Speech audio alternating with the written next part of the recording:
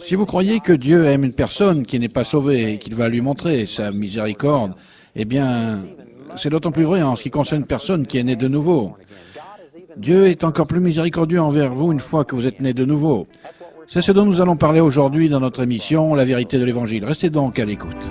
Welcome to Gospel Truth with Andrew Womack, a teaching ministry that emphasizes God's unconditional love and grace. And now, here's Andrew. Bienvenue dans notre nouvelle émission de La vérité de l'Évangile. Aujourd'hui, c'est notre 12e enseignement sur le sujet de la vraie nature de Dieu. Et je suis en train de parler sur ce qui est vraiment Dieu. Beaucoup de gens sont confus à ce sujet, et c'est pour cela qu'ils blâment Dieu pour les maladies, les ouragans et le jugement. C'est pour cette raison que vous entendez des leaders chrétiens dire que Dieu va juger l'Amérique et que Dieu est prêt à nous détruire. C'est parce qu'ils ne connaissent pas vraiment la nature de Dieu et le caractère de Dieu. Et beaucoup de mauvaises informations viennent des Écritures. Et je sais que c'est une déclaration surprenante pour certaines personnes. Elles disent quoi? Qu'est-ce que vous êtes en train de dire? Est-ce que vous êtes contre les Écritures? Non, mais il y a des Écritures qui ont été utilisées. Et particulièrement, ce que j'ai souligné, c'est que la loi de l'Ancien Testament a été mal interprétée. La plupart des gens ont pensé que Dieu nous avait donné la loi pour nous bénir et nous aider, et pour briser la domination du péché et nous rapprocher de Dieu. Et cependant, j'ai utilisé un tas de versets pour montrer que la loi a été donnée pour donner de la force au péché. 1 Corinthiens 15, 56, elle a été donnée pour tuer, elle a été donnée pour condamner, elle a été donnée pour fermer votre bouche, pour vous rendre coupable devant Dieu, pour vous donner une connaissance du péché, pour rendre le péché vivant et provoquer la concupiscence, une convoitise incontrôlée, illimitée dans votre vie. La plupart des gens sont simplement complètement choqués par cela et disent « ce n'est pas possible ». Il y a des versets que j'ai utilisés pour chacune de ces choses. Ils ont tous été pris dans les Écritures. La loi n'est pas mauvaise si vous l'utilisez dans son but originel. Vous savez, il y a un livre qui est sorti, qui a été écrit sur la Constitution des États-Unis, qui parle de son but originel. Et ce qu'il montre, c'est que nos juges activistes aujourd'hui interprètent mal, appliquent mal et passent complètement à côté du but originel de la Constitution des États-Unis. Et donc, ils essayent maintenant de justifier les mariages homosexuels. Ils essayent de justifier toutes sortes de choses impies et immorales qui, je vous le garantis, n'ont jamais été dans l'intention des pères fondateurs des États-Unis. Mais ils interprètent mal et appliquent mal. Et en fait, ils instillent à l'intérieur de beaucoup de gens des attitudes et façons de penser. Et voilà ce qu'est l'Amérique, quand c'est totalement contraire à l'intention originelle de la Constitution. Et donc, le but de ce livre est de revenir en arrière et de montrer quel était le code moral des gens qui ont écrit la Constitution. Ce qu'ils voulaient dire quand ils disaient ceci, ils reprennent des documents originaux et plein d'autres choses comme ça. Eh bien, dans un sens, nous avons besoin de revenir à l'intention première de la loi. Dans quel but la loi a été donnée? Eh bien, c'est toutes ces choses que je viens de mentionner. C'était pour tuer, c'était pour condamner, c'était pour donner vie au péché, c'était pour faire que le péché vous domine, pour faire ressortir la convoitise. Et un des buts principaux de cela était de vous montrer que si vous étiez un propre juste, pensant que Dieu, d'une façon ou d'une autre, allait vous accepter parce que vous pouviez vous justifier par vous-même, c'était pour vous montrer combien le péché était mortel, pour vous faire sentir si condamné, si coupable, que vous perdiez tout espoir de salut par vous-même et que vous vous tourniez vers la miséricorde de Dieu et disiez à Dieu « Je ne pourrai jamais me sauver moi-même. Aie pitié de moi ». C'était le but de la loi. Et si vous l'utilisez la loi avec cette intention, c'est bien.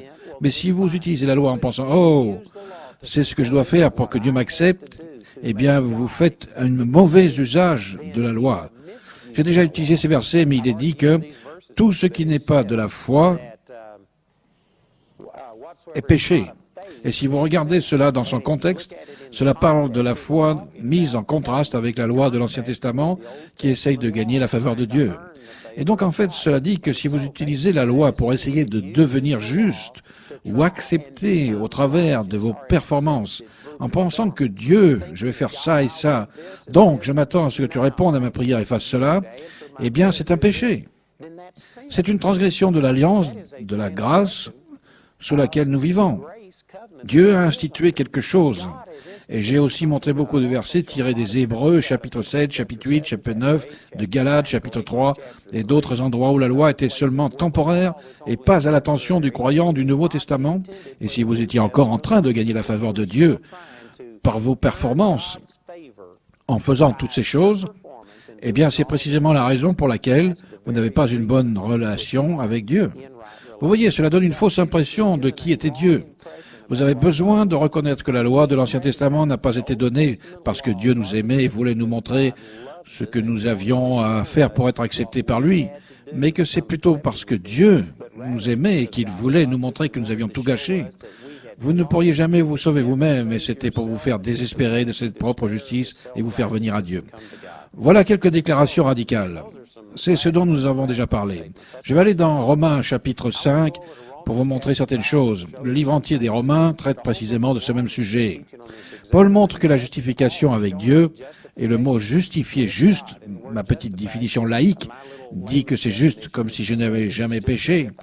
La façon dont vous devenez juste, comme si vous n'aviez jamais péché, juste comme s'il n'y avait aucun péché, afin que vous puissiez directement marcher dans la présence de Dieu, ce n'est pas au travers de vous essayant de vivre une vie droite pour devenir acceptable aux yeux de Dieu, mais plutôt en vous humiliant simplement pour recevoir la justice et la justification de Dieu, comme un don de la grâce de Dieu. C'est de cela dont parle tout le livre des Romains. Je souhaiterais avoir plus de temps pour parcourir tout cela, mais laissez-moi simplement utiliser quelques versets ici. Dans Romains chapitre 5, verset 1, il est dit, étant donc justifiés par la foi, nous avons la paix avec Dieu par notre Seigneur Jésus-Christ. Vous savez, je pourrais enseigner là-dessus pendant 1 ou 2 jours, mais vous n'avez pas la paix dans votre relation avec Dieu si vous pensez que vous devez respecter toutes ces règles et tous ces règlements, mettre un point sur chaque I, une barre sur chaque T. Si vous pensez cela, vous pouvez être motivé pendant un certain temps en pensant « je peux faire ça, je peux étudier la parole 1 heure par jour, je peux aller à l'église à chaque fois, je peux faire ceci, je peux vivre de façon droite, je crois que je vais faire cela ». Vous pouvez vivre comme cela pendant une courte période, mais je vous garantis que vous ne pouvez pas faire cela de façon prolongée parce que c'est comme monter sur un tapis de course. Vous pouvez faire cela pendant une courte période, mais finalement, vous allez vous épuiser et au moment où vous vous arrêterez, le tapis roulant continuera et vous allez lâcher.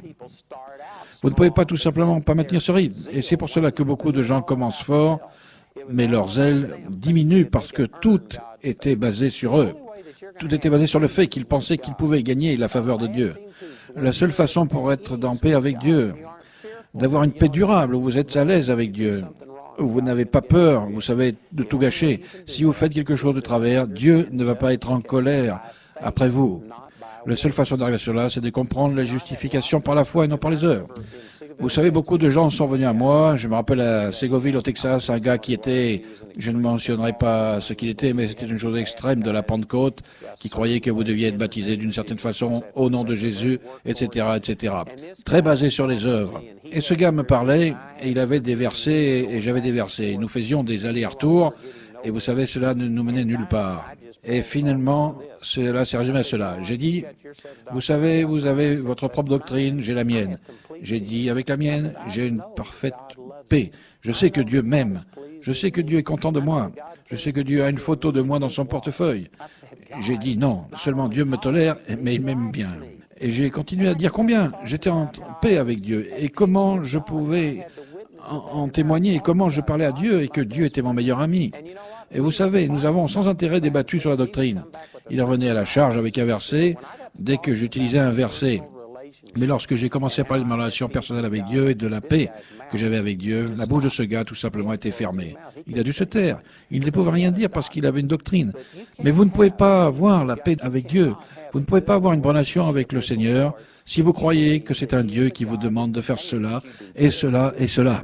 Vous pouvez essayer pendant tout un temps, mais finalement vous allez échouer et vous vous retrouverez sous votre propre condamnation et vous serez séparé de Dieu et vous ne pouvez pas maintenir avec Dieu une relation basée sur votre bonté. Ça ne marchera tout simplement pas. La vérité est que Dieu vous aime parce qu'il est amour et parce que vous êtes aimable. Et donc, si vous n'en êtes pas arrivé à cette révélation, vous avez encore beaucoup de chemin à parcourir concernant votre relation avec Dieu. Au verset 2, il est dit, à qui nous devons d'avoir eu par la foi accès à cette grâce dans laquelle nous demeurons fermes et nous nous glorifions dans l'espérance de la gloire de Dieu. La grâce de Dieu signifie ce qu'il fait pour vous indépendamment de vous. Mais la façon dont vous y accédez, c'est par la foi. La foi, c'est ce que vous faites. La grâce, c'est ce que Dieu a fait. Et les seules choses que la foi vous accorde, la foi ne fait pas bouger Dieu. Dieu ne répond pas à votre foi. Si Dieu n'a pas déjà pourvu ces choses par sa grâce, votre foi ne peut pas forcer Dieu à les faire. Dieu n'est pas intimidé, touché, contrôlé, manipulé par votre foi. Tout ce que la foi fait, c'est d'atteindre et de s'approprier ce que Dieu a déjà donné par grâce. Si la grâce ne l'a pas déjà pourvu, votre foi ne peut le faire arriver. Donc ce verset dit que nous avons accès à sa grâce par la foi. Le mot « accès » ici est le même mot dont nous tirons le mot « entrer ». Si vous allez au cinéma, vous devez payer un billet d'entrée. Vous devez donner de l'argent et c'est de cette façon que vous avez accès à ce film. La façon dont vous avez accès à la grâce de Dieu, c'est par la foi. Mais la foi n'est pas quelque chose que vous faites et après Dieu agit. Dieu, par grâce, a déjà tout pourvu. Il a déjà pourvu votre salut, votre guérison, votre délivrance, votre joie, votre paix, tout. Le réveil a déjà été pourvu par la grâce. Et la foi ne fait pas faire à Dieu quoi que ce soit. La foi donne accès et atteint simplement ce qu'il a déjà pourvu. Ce sont là des immenses concepts. Ces choses que je suis en train de dire, il m'a fallu quelque chose comme 20 années pour en arriver au point, je peux les dire.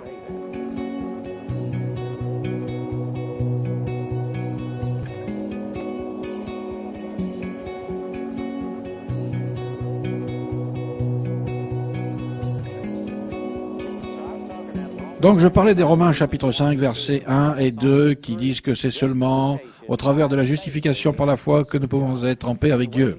Et la façon dont vous obtenez cette paix, c'est juste en mettant votre foi dans ce que Dieu a déjà fait.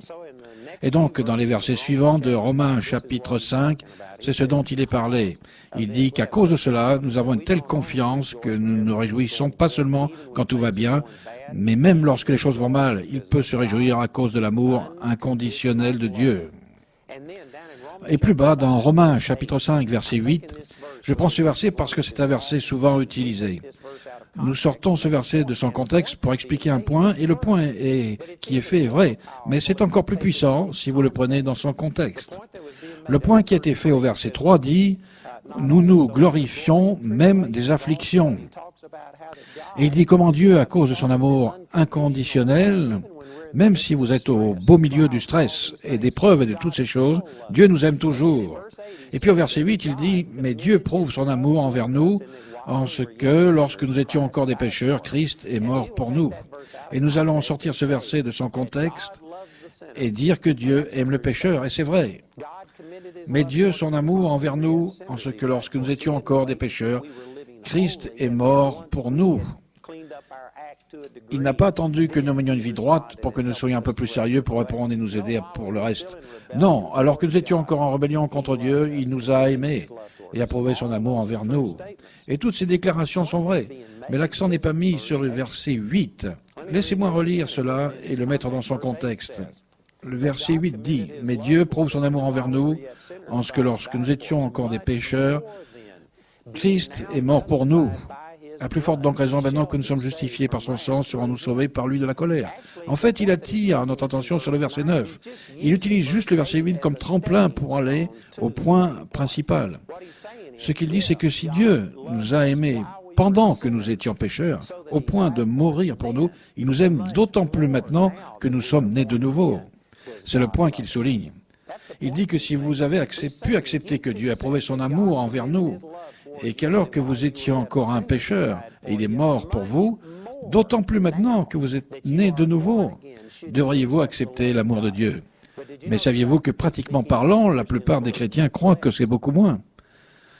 Vous pouvez vous poser des questions à ce sujet, mais je peux vous garantir que c'est la vérité.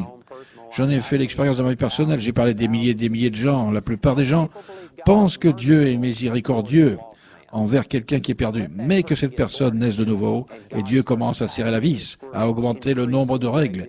et à être même plus dur avec les gens qu'avant qu'ils ne soient nés de nouveau.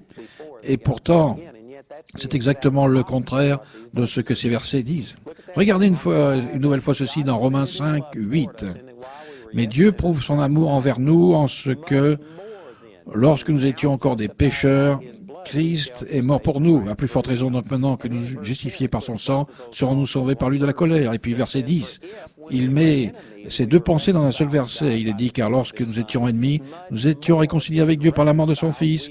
À plus forte raison, étant réconciliés, serons-nous sauvés par sa vie. Si vous pouviez comprendre ce qui est dit juste ici, cela changerait complètement votre opinion sur la nature de Dieu. Mais la plupart des gens croient que Dieu est dur. En fait, j'ai entendu prêcher cela. J'ai entendu des sermons qui disaient que Dieu est plus dur avec ses propres enfants qu'avec les enfants de quelqu'un d'autre. Et ils prennent comme exemple que vous disciplinez vos enfants comme jamais vous ne disciplinerez les enfants de votre voisin parce que ce ne sont pas vos enfants. Vous êtes plus strict, plus dur avec vos propres enfants et les gens utilisent cela pour dire que Dieu va vous montrer sa grâce quand vous êtes un pécheur, mais qu'à partir du moment où vous êtes né de nouveau, Dieu s'attend à ce que vous agissiez bien et que vous feriez mieux de filer droit. Ces versets disent exactement l'opposé. Et cela dépeint la nature de Dieu d'une façon qui est fausse. Et cela en fait que les chrétiens ne doutent pas de la capacité de Dieu, et ils doutent simplement de la volonté de Dieu à utiliser cette capacité en leur faveur parce qu'ils savent qu'ils ne le méritent pas. Il y a beaucoup de chrétiens qui savent que Dieu guérit, mais ils n'ont aucune foi dans le fait que Dieu les guérisse eux, parce qu'ils savent qu'ils ne méritent pas d'être guéris. Eh bien, laissez-moi vous demander cela. Est-ce que vous méritiez d'être sauvés? Eh bien, vous allez dire, oh non, absolument pas. Si vous avez reçu le salut, le plus grand de tous les dons, quand vous ne le méritiez pas, pourquoi alors doutez-vous que Dieu veuille vous guérisse quand vous ne le méritez pas? En cet instant, il y a beaucoup d'entre vous qui sont déconcertés. Et vous dites, eh bien, une fois encore, vous allez revenir en arrière et dire, eh bien, c'est différent. Dieu est plus sévère avec vous une fois que vous êtes sauvés. Ces versets disent exactement le contraire. Colossiens chapitre 2, verset 6 dit, « Ainsi donc, comme vous avez reçu le Seigneur Jésus-Christ, marchez en lui, étant enraciné et fondé en lui. » En d'autres mots, la façon dont vous recevez la grâce de Dieu détermine la façon dont vous devez continuer à marcher, c'est-à-dire dans cette grâce. Vous devriez continuer à chanter, tel que je suis, sans rien à moi, à part ton sang versé pour moi. Ô agneau de Dieu, je viens. Cela ne s'applique pas seulement à l'expérience initiale de la nouvelle naissance, mais cela s'applique aussi à la guérison, ça s'applique à la réponse à vos prières, cela s'applique à la guérison de vos relations, cela s'applique à tout. Et cependant, la raison pour laquelle beaucoup de chrétiens ont des résultats, prient après avoir reçu le salut avant d'être sauvés, la première fois quand ils sont venus au Seigneur, c'est parce qu'ils ne croient pas que la grâce de Dieu se manifeste de la même façon au-delà du salut. Ils voient le salut comme étant complètement l'œuvre de la grâce. Mais si cette prière est exaucée, je vais devoir commencer à aller à l'église. Je vais devoir prier tant d'heures par jour. Je dois faire ça et ça et ça. Si vous aviez eu cette attitude avant d'être sauvé, vous n'auriez jamais été sauvé. Si quelqu'un vous avait prêché que vous savez, à moins que vous n'arrêtiez de boire, à moins que vous n'arrêtiez de jurer, à moins que vous n'arrêtiez d'aller dans ces nightclubs, à moins que vous fassiez ceci, à moins que vous fassiez cela, vous ne pouvez pas être sauvé. Je vous garantis que le nombre de, entre parenthèses, chrétiens se réduirait dramatiquement au petit pourcentage de ceux qui n'auraient jamais essayé de faire toutes ces choses. Mais non, la raison pour laquelle vous êtes né de nouveau, c'est que quelqu'un vous a dit que Dieu vous aimait juste comme vous étiez.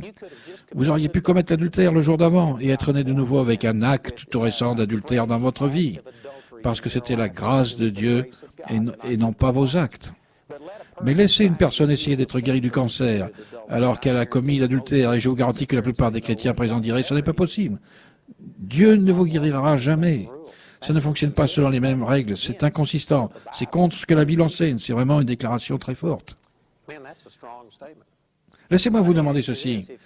Si vous étiez à l'église en ce moment et que quelqu'un d'ivre rentrait pendant le service, la plupart d'entre vous iriez prêcher à cet ivrogne et lui diriez que Dieu t'aime, que Dieu a un meilleur plan dans ta vie, Dieu peut changer ta vie, tu pourrais être une créature toute nouvelle, et vous prêcheriez la miséricorde et la grâce à quelqu'un qui est ivre, mais qu'il revienne le soir suivant après qu'il se soit avancé et qu'il ait fait une confession publique de sa foi.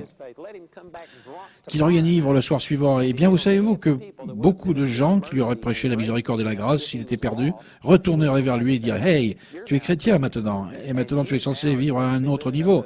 Et si tu veux que Dieu agisse dans ta vie, si jamais tu veux que Dieu te bénisse, si tu veux que tes prières soient exaucées, si tu veux de la joie dans ta vie, tu dois arrêter ceci, et les gens le condamneraient, le sépareraient de Dieu, et lui parleraient du rejet de Dieu plutôt que de son acceptation s'il était chrétien. » C'est inconsistant.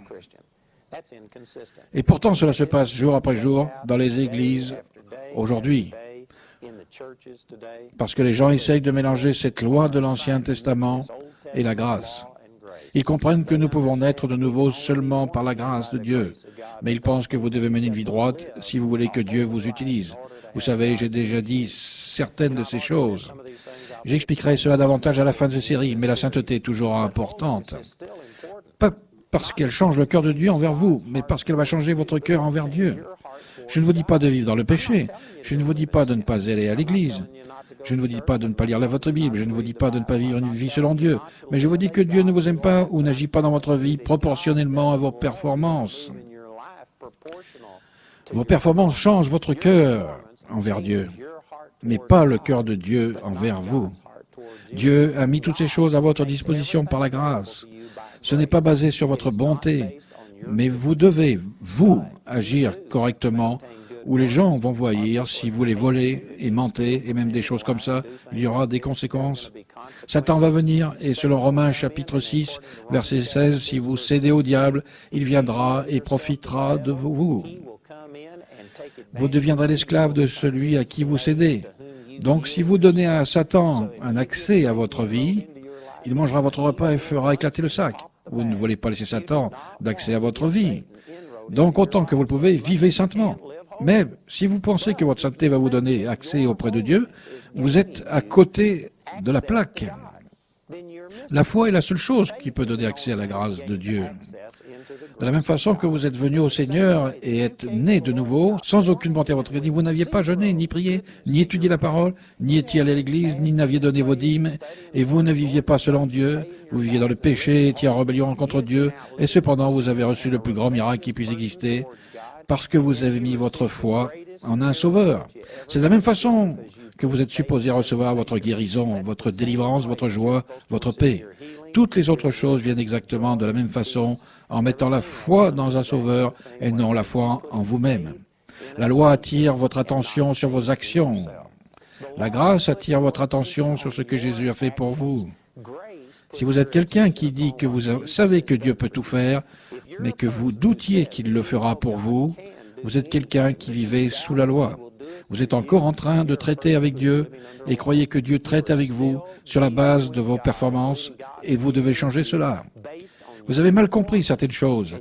Et certainement qu'il y a des choses dans la Bible qui vous disent que Dieu va vous donner exactement ce que vous méritez. Mais cela fait partie de la loi de l'Ancienne Alliance. La grâce de la Nouvelle Alliance dit que si vous avez pu accepter que Dieu vous aimait alors que vous étiez pécheur, d'autant plus maintenant que vous êtes saints, l'amour et la grâce de Dieu abonderont vers vous. Vous ne recevez pas ce que vous méritez, pas de la part de Dieu. Vous le recevez de la part des gens. Le diable vous donnera ce que vous méritez, mais Dieu traite avec vous sur la base de la grâce. Et je vous dis que vous devez comprendre cela pour vraiment comprendre en quoi consiste la vraie nature de Dieu. J'ai encore beaucoup plus à partager. Je continuerai donc dans notre prochaine émission.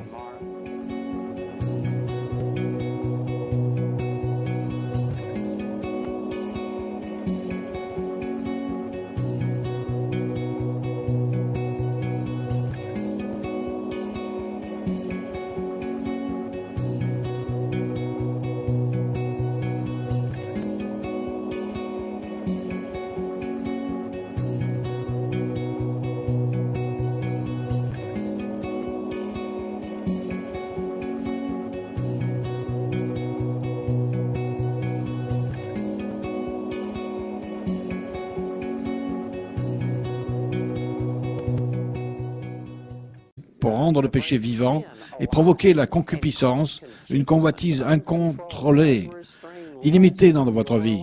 La plupart des gens sont simplement complètement choqués par cela et ils disent ce n'est pas possible.